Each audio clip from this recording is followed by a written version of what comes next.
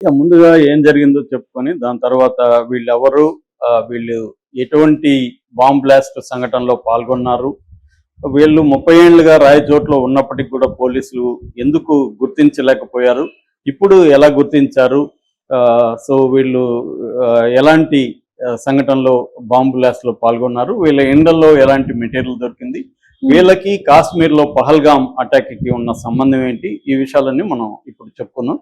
యాక్చువల్గా ఏంటంటే ఆంధ్రప్రదేశ్ మామూలుగా అయితే ఎక్కువగా తెలంగాణలో హైదరాబాద్ కేంద్రంగా లేకపోతే నల్గొండ కేంద్రంగా ఎక్కువగా తీవ్రవాద కార్యక్రమాలు జరుగుతూ ఉండడం మనం చూస్తాం. కానీ ఆంధ్రలో రిలేటివ్గా తక్కువ. అయితే ఈ మధ్యకాలంలో ఆంధ్రాలో కూడా తీవ్రవాద కార్యక్రమాలు కనిపిస్తున్నాయి. మనకు ఆ మధ్య పహల్గాము తర్వాత సిరాజ్ అనే ఒక తీవ్రవాదిని విజయనగరం జిల్లాలో పట్టుకున్నారు. అతను ఇక్కడ వాళ్ళ ఫ్రెండ్ ఒక అతను ఇద్దరు కలిసి హైదరాబాద్ లో బాంబ్ బ్లాస్ట్ కి ప్లాన్ చేశారు. లక్కీగా వాళ్ళు దొరికిపోయారు కాబట్టి హైదరాబాద్ సేఫ్ అయింది, లేకపోతే హైదరాబాద్ లో వరుస బాంబు బ్లాస్ట్ జరిగి ఉండేవి. సో సిరాజ్ ఎవరు, విజయనగరం, వాళ్ళ నాన్న ఏఎస్ఐ పోలీస్ డిపార్ట్మెంట్, వాళ్ళ బ్రదర్ కూడా పోలీస్ అంటున్నారు. సో ఒక పోలీస్ ఫ్యామిలీ నుంచే ఒక తీవ్రవాది ఉన్నాడంటే షాక్ గురయ్యారు అందరూ. అది కూడా చిన్న స్మాల్ టౌన్ అది విజయనగరం. సో ఇప్పుడు అలాంటిది ఇంకొక షాక్ మనకు అందరికి కలిగింది. అదేంటంటే రాయచోటి, అన్నమయ్య జిల్లా కేంద్రం అది. రాయచోట్లో ఇద్దరు తీవ్రవాదులు గత 30 ఏళ్లుగా అక్కడ చిన్న చిన్న వ్యాపారాలు చేసుకుంటూ సొంత ఇల్లు కట్టుకొని ప్రజల్లో కలిసిపోయి ఉన్నారు. వాళ్ళు పహల్గామ్ అటాక్కి కూడా సంబంధం ఉందని చెప్తున్నారు. ప్లస్ 3 మెగా సిటీస్ లో బాంబు బ్లాస్ట్లలో వీళ్ళ రోల్ ఉందని కూడా ఇప్పుడు పోలీసులు చెప్తున్నారు. ఇది షాక్ గురయ్యే సంఘటన అనమాట. యాక్చువల్గా ఏంటంటే నిన్న కర్నూలు రేంజ్ డిఐజీ కోయ ప్రవీణ్ ప్రెస్ మీట్ పెట్టి డీటెయిల్స్ చెప్పాడు. అలాగే ఎస్పీ విద్యాసాగర్ నాయుడు, అన్నమయ్య జిల్లా ఎస్పీ, ఆయన కూడా కొన్ని విషయాలు బయటికి తీసుకొచ్చాడు. ఇదేమైందంటే గత కొంతకాలంగా ఆక్టోపస్ అండ్ ఐబీ అంటే ఇంటెలిజెన్స్ బ్యూరో, సెంట్రల్ డిపార్ట్మెంట్, ఈ రెండు డిపార్ట్మెంట్లు ఈ పహల్గామ్ తర్వాత ఏమైందంటే దేశవ్యాప్తంగా ఈ టెర్రరిస్ట్ యాక్టివిటీల మీద వాటి లింక్స్ మీద నిఘా పెట్టారు. ఎందుకంటే పాకిస్తాన్ పదే పదే మనల్ని బెదిరిస్తుంది.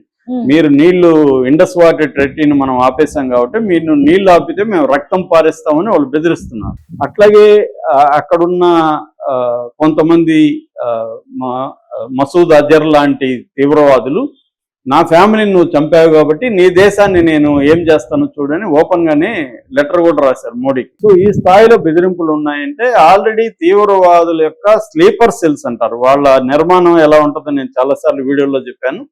వాళ్ళ దాంట్లో ఏంటంటే ఒకటి గ్రౌండ్ లెవెల్ వర్కర్స్ ఉంటారు, తర్వాత ఆపరేటివ్స్ ఉంటారు, స్లీపర్ సెల్స్ ఉంటాయి. స్లీపర్ సెల్స్ ఏమంటే జనంలో కలిసిపోతారు, వ్యాపారాలు చేస్తుంటారు, చిన్న చిన్న ఉద్యోగాలు చేసుకుంటారు, అందరిలాగా మనుషులతో కలిసిపోయి యాక్టివ్గా ఉంటారు. మనకి ఏదైనా ఇష్యూ వస్తే కూడా వాళ్ళు హెల్ప్ చేస్తారు.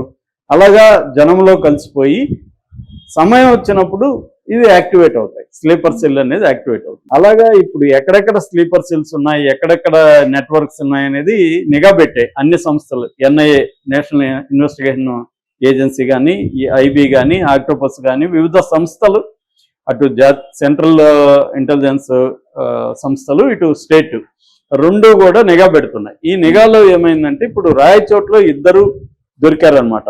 అందులో ఒక అతను షేక్ అమానుల్లా, ఈయనకి 55 ఏళ్ళు, ఈయనకి అబూబకర్ సిద్దిక్ అని కూడా పేరుంది. అట్లాగే షేక్ మన్సూర్, ఇతనికి 47 ఏళ్ళు, ఇతనికి మహమ్మద్ అలీ అని కూడా ఇంకొక పేరుంది. మామూలుగా వీళ్ళకి అలియాసులు, దొంగ పేర్లు చాలా ఉంటాయి. సో వీళ్ళు ఇద్దరు రాయచోటికి 30 ఏళ్లకు ముందు కేరళ నుంచి వచ్చారని చెప్తున్నారు.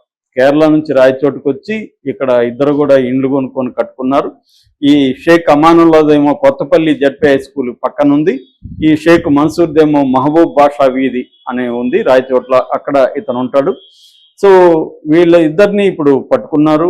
3 రోజుల ముందు అరెస్ట్ చేసి చెన్నైకి తీసుకెళ్లారు. అక్కడ ఎందుకంటే కోయంబత్తూర్ బాంబ్ బ్లాస్ట్ జరిగినప్పుడు 95లో జరిగింది, దాంట్లో వీళ్ళ హస్తం ఉందని చెప్తున్నారు. అట్లాగే బెంగళూరులో మల్లేశ్వరంలో 2013లో బాంబ్ బ్లాస్ట్ జరిగింది, అక్కడ కూడా వీళ్ళ హస్తం ఉందని చెప్తున్నారు. సౌత్ ఇండియా కార్యక్రమాల్లో ఒక తీవ్రవాద సంస్థ యాక్టివ్గా ఉంది, దాని పేరు అల్ ఉమ్మా అనే సంస్థ ఒక ఐసిస్ సంస్థ కంటే కూడా డేంజర్ అని చెప్తున్నారు. ఇది సౌత్ ఇండియాలోనే వెరీ స్ట్రాంగ్.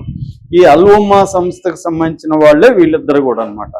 సో ఇప్పుడు వీళ్ళ ఇంట్లో ఈ ఆక్టోపస్ వీళ్ళు దాడి చేసినప్పుడు వీళ్ళ ఇండ్లల్లో చాలా బ్లాస్టింగ్ పరికరాలంతా కూడా దొరికినాయి. బ్లాస్టింగ్, బకెట్ బాంబులు, సూట్ కేస్ బాంబులు, కేబుల్, రైల్వే నెట్వర్క్ కు సంబంధించిన మ్యాపులు, తర్వాత అమ్మోనియం నైట్రేటు, గన్ పౌడరు, ఇదంతా దొరికింది. అంటే వీళ్ళు అనుకుంటే ఒక రోజు 2 రోజుల లోపల 50 ఐఈడీలు తయారు చేయగలరు. ఐఈడి అంటే ఇంప్రొవైజ్డ్ ఎక్స్ప్లోజివ్ డివైస్ అంటారు. అంటే మందు పాత్ర అంటాం కదా, పేలుతాయి. అటువంటి దాన్ని ఐఈడి అంటారు అన్నమాట. ఈ ఐఈడి వీళ్ళ దగ్గర 50 ఐఈడీలు తయారు చేయడానికి కావాల్సిన మెటీరియల్ అంతా వీళ్ళ ఇంట్లో ఉంది. షాక్ అయ్యారు అనమాట ఒక్కసారి. అరే, రాయచోట్ లాంటి ఒక స్మాల్ టౌన్ లో ఇంత 50 ఐఈడీలు తయారు చేసే మెటీరియల్ పెట్టుకున్నారంటే పక్కన జనాలకు తెలియకుండా మెయింటైన్ చేస్తున్నారు. అసలు వీళ్ళ నెట్వర్క్ ఏంటి, వీళ్ళకి పహల్గాము టైంలో కూడా వీళ్ళు యాక్టివ్ గా కదలికలు కనబడ్డాయి అనమాట. అంటే వీళ్ళు ఊర్లకు పోవడం, ఎవరో రావడం, ఇవన్నీ కూడా ఇప్పుడు అర్థమైంది.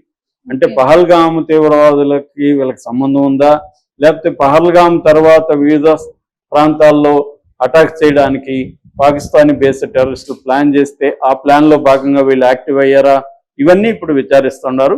అట్లాగే వీళ్ళ భార్యలను కూడా అరెస్ట్ చేశారు. షేక్ అమోనాల్లో భార్య సైరబాను, షేక్ మన్సూర్ భార్య షమీం, వీళ్ళిద్దరిని కూడా అరెస్ట్ చేసి కడప జైలుకి తరలించారు. అంటే వీళ్ళకి కూడా వాళ్ళ భర్తలు చేస్తున్నారంటే వాళ్ళ రోల్ కూడా ఉంది.